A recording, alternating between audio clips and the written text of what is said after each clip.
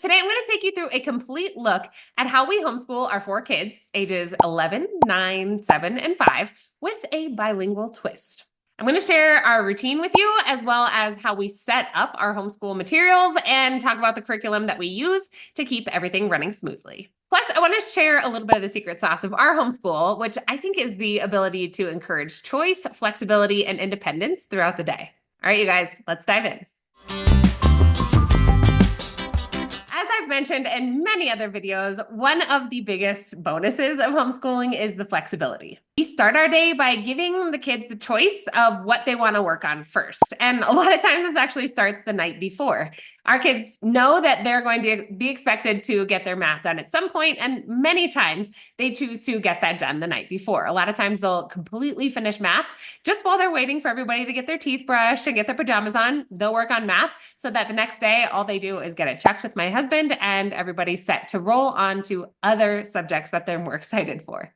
Now, this is like a really simple thing, right? This doesn't cost you anything. This is not like revolutionary, but this really helps them feel empowered and it keeps them motivated throughout the day. For example, my 11-year-old, she's going to get that math done the night before so that she can have more time to work on, the extra subjects that she now has as a middle schooler, like history and her book study, that my 5-year-old, for example, doesn't need to worry about. At that point, she's got some early first grade things that she's working on. Her work, she loves schoolwork. And so this doesn't feel like work to her. Usually she's excited whenever I'm ready to sit down with her. Hey, you ready to get started? Yeah, let's go. She knows where her pencil is. She knows she's excited to get going on that. And so that's an easy choice for her. Then she's got pretty much the rest of the morning to play because she's also done her math the night before as well, because she's excited to sit down with her big siblings and get her work done. Everybody's learning style is different, and I just love seeing that kind of play out in action here in our homeschool. We also encourage our kids to move. While I love a good aesthetic homeschool room picture, not our reality, and it may not be yours either. So if that's your case, please don't stress, and please know, yeah, it's a wonderful goal to have a homeschool room, but actually I kind of love not having that designated space because that means they're not stuck at a desk all day. Our kids choose to sit in lots of different places. Our kitchen table is a big one. The floor, they love to sprawl out on the floor, especially my 7-year-old son. So he's got his stuff all spread out around him. They even take their work outside. We've got a hammock that can be put up anywhere with posts. And so they take their work out in the hammock. We'll put a beach towel out in the grass. There are so many different places that they could end up. And that's totally fine. We want them to be comfortable. We want them to be, have good posture so that their handwriting is great. But at the same time, if they want to change up the atmosphere, we'll let them do it.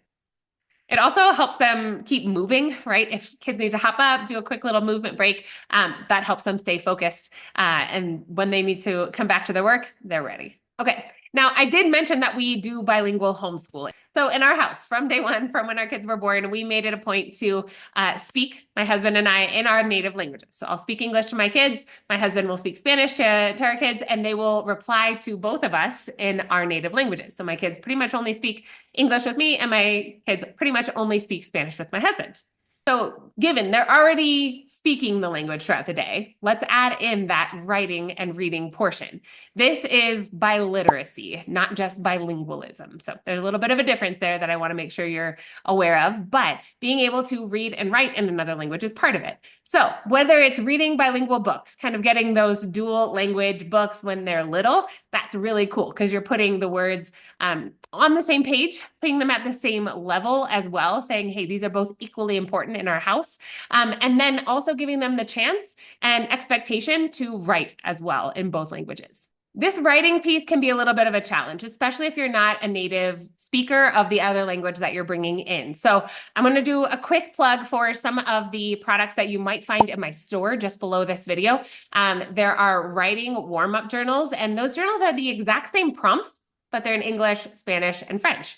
Okay, so if you're looking to bring in some bilingualism in those languages, please check those out. And if you're looking for classes in another language, also check out our shop. This is something that you can find at a reasonable price. And if you've got those ESA funds provided by your state, we are an approved provider. So go ahead and check those out as well.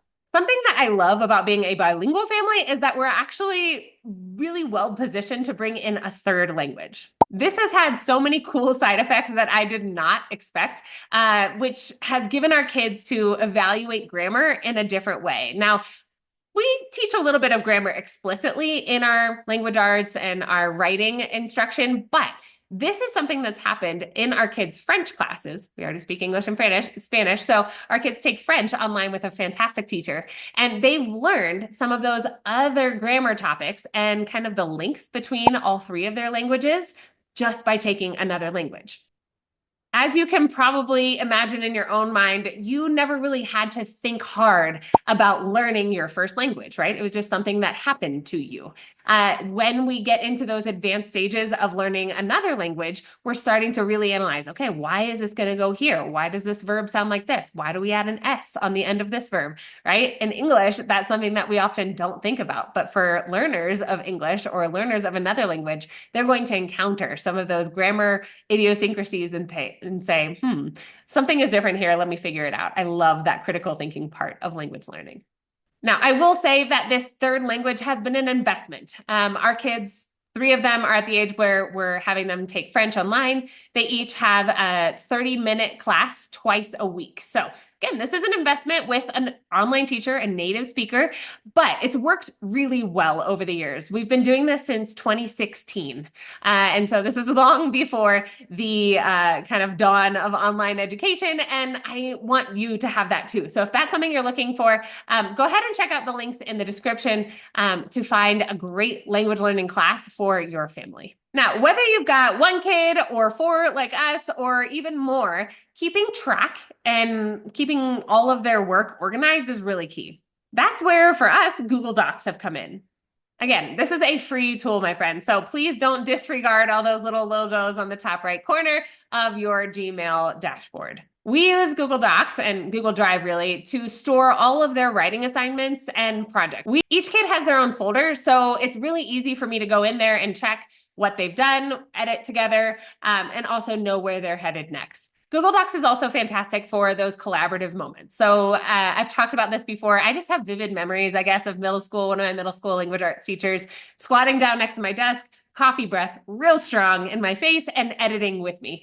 That is not something I'm looking to replicate for my kids. And so what we do is we're both on a different computer. We open up that Google Doc and I will highlight certain phrases, something that they need to edit. And so I'll say, hey, let's read this sentence. What do we need to change here?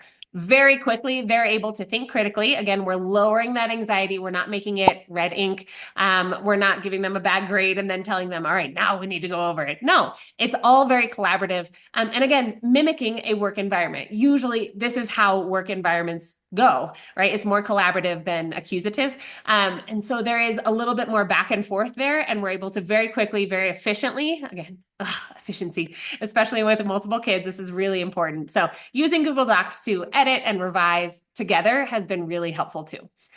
This is great for bilingual families as well. So we're editing in there and then even making cross-references between how this sentence would be structured in English versus in Spanish. Now, let's get into a little bit of the curriculum that we use. For the most part, our kids all use the same thing from K up to 7th grade, where we are right now.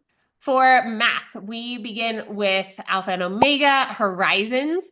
It's a spiraled math curriculum, which is not a spiral-bound curriculum, which is what I thought when I first came upon it. It's a spiraled difficulty. So you're starting out with a very simple version of the topic. And then when that material comes back around again, it's a little bit more complex. Again, increasingly complex formats makes it a little bit easier to see those steps and master them along the way.